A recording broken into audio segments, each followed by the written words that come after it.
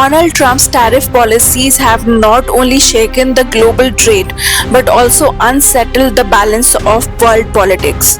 As America raises barriers to protect its own economy, countries across the globe are scrambling to safeguard their national interests. Old partnerships are being tested, unusual alliances are emerging, and the world order itself appears to be in flux. What are we witnessing is not just an economic dispute, but the early signs of a geopolitical reshuffle where nations once divided are now exploring common ground and where uncertainty has become the only constant. If we talk about India's case, the Trump administration has imposed a steep 25% tariff on Indian goods entering the US markets, arguing that India's purchase of discounted crude oil from Russia was effectively financing Russia's war in Ukraine. When India refused to bow to this pressure and continued importing discounted Russian oil to protect its energy security, US raised tariffs to 50% on Indian exports. But this American argument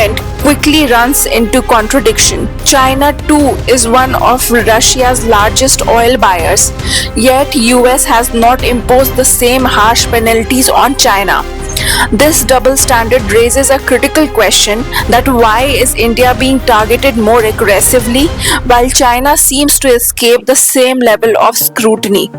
The answer to this is a simple one, that China is the world's second largest economy, a major manufacturing hub, and far more economically entangled with the United States. US knows that punishing China for importing Russian oil could backfire badly, disrupting supply chains, spiking global prices, and even inviting retaliation from China. India, on the other hand, is a different story. While India is an important partner, it is still more dependent on American markets and technology, making it a softer target. And apart from this, there are many reasons which have frustrated US, which are India's refusal to open its agriculture and dairy markets to US companies in ongoing trade talks and declining offers to buy advanced fighter jets. For Trump, tariff becomes the easiest lever. It is a way to punish India for buying Russian oil while also trying to push India into economic concessions that benefit America. In short, China is too big to be pressed, but India is seen as a country that can still be untwisted. Before we discuss India's options in the face of these steep tariffs, it is important to recall a striking irony. It was the same United States that once encouraged India to buy discounted Russian oil in order to help stabilize global energy prices. But now, with the change in leadership in the US, the very same decision is being used to penalize India. This kind of inconsistency does more harm than raising of tariffs against India. It dampens the hard-earned trust that India and America have built over the decades. That trust was not easy to establish. For much of its post-independence history, India leaned towards Soviet Union, and it took years of efforts by America to find a common ground with India. But turning around and punishing India for a decision it once encouraged, America risks deepening the trust deficit not just at the government level but also in the perception of the Indian people, many of whom already believe that the US cannot be a reliable partner, and even if in future the tariffs are withdrawn, the damage of trust may linger for years. And let me point out one more thing that makes the double standard even more striking. Today, India has emerged as the largest supplier of oil to European countries, and it is the very same Western bloc that imposed sanctions on Russia and joined the US in calling Russian crude oil blood money. These countries refuse to buy directly from Moscow, yet they have no problem purchasing the same Russian oil once it is refined and re-exported through India. When India does it, the US calls it financing Russia's war, but when Europe benefits from the very same oil through a third party, it is suddenly acceptable.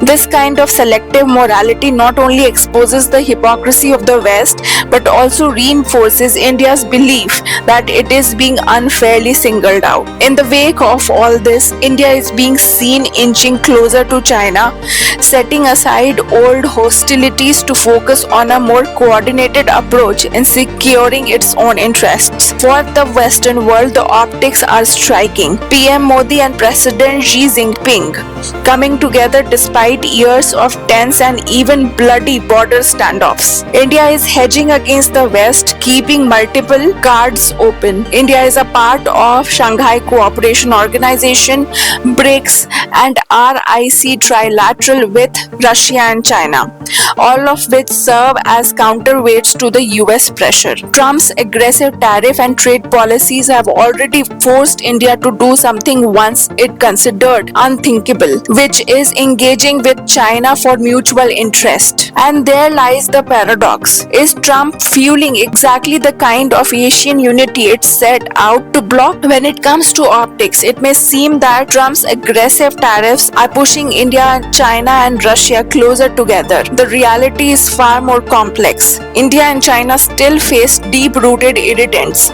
unresolved border issues, China's ongoing support to Pakistan, including defense cooperation and China-Pakistan economic corridor passing through Pakistan-occupied Kashmir, which challenges India's territorial claims. These issues make any partnership uneasy and highly conditional. Similarly, India's relationship with Russia, though historically warm, has encountered some distance. In response to Western sanctions, Russia is increasingly leaning on China for economic support, creating a sense that India's influence is limited. The decision to trade oil in rupees instead of dollars has helped to bypass the sanctions, but Russia has now accumulated large amounts of rupees it cannot easily use in global payment system, highlighting practical limits to cooperation. In short, while these countries are finding ways to coordinate under the US pressure, their partnership is situational rather than foundational. To ensure meaningful cooperation, India will need to explore additional areas of collaboration and diversify its strategies rather than relying solely on alignment born out of external pressures. The US accounts for around 17% of India's exports, making it one of the country's largest trading partners. With Trump's steep tariffs creating uncertainty and making access to American markets more difficult, India is actively looking to diversify its exports.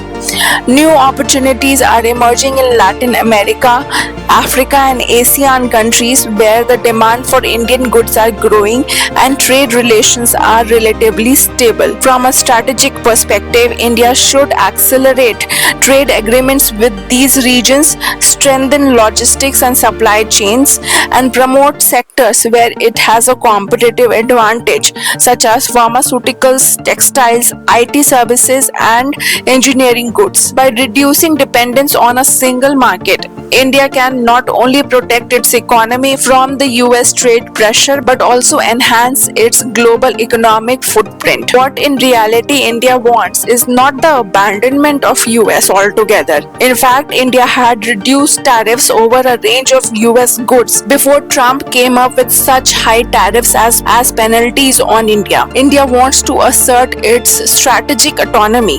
Prime Minister Narendra Modi is walking a political tightrope, leveraging the relationship with multiple poles of power while avoiding over-dependence on any single country. Even as trade relations with the US face pressures from tariffs, the foundational partnership in technology, defense, and space cooperation stays intact. India is emerging as a center of power in the global order, and it seeks the ability to make decisions in the best interest of its people. The world order is shifting, multiple new centers of power are emerging, and nations like India are increasingly taking independent decisions to advance their development and safeguard their national interests, reflecting a broader reshaping of the international order. That's it in this video. If you like the video, please hit the like button and subscribe to the channel. Thank you so much for watching the video.